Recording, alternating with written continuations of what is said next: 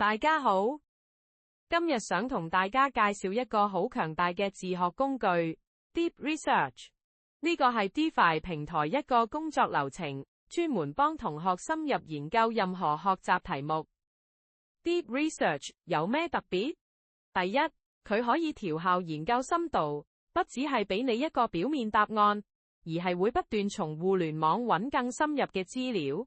無論你想研究一個新概念，定係想比較唔同嘅理論，呢個工具都可以幫到你。對於想自主學習嘅同學嚟講，真係非常有用。其中一個好實用嘅功能就係解題，你只需要輸入問題，人工智能就會幫你逐步解答。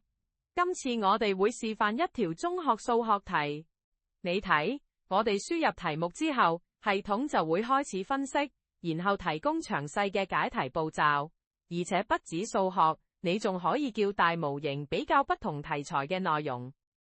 更重要嘅係 Deep Research 會列出所有參考文獻，確保每個答案都有可靠嘅出處。咁樣你就知道呢啲資訊係邊度嚟，可以放心使用。而且答案簡單易明，支援中英文作答，適合不同程度嘅同學。今次我哋使用嘅係華碩 Ascend GX10入面安裝 OpenAI 開源嘅 GPT-os 120大模型。呢個本地部署嘅模型，運算速度同性能都比外部 API 仲要快，而且數據安全性更高。你可以見到，回應速度非常快，幾乎係即時就有答案。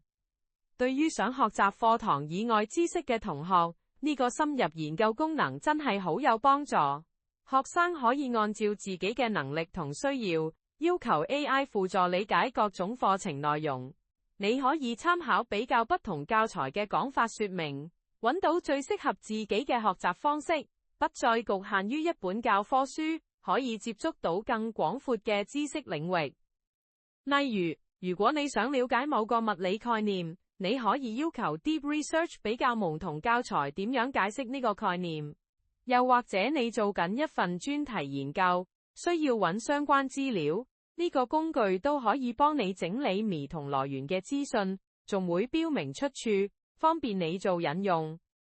每個學生嘅學習進度同理解能力都不同，Deep Research 可以配合你，作為學習好助手。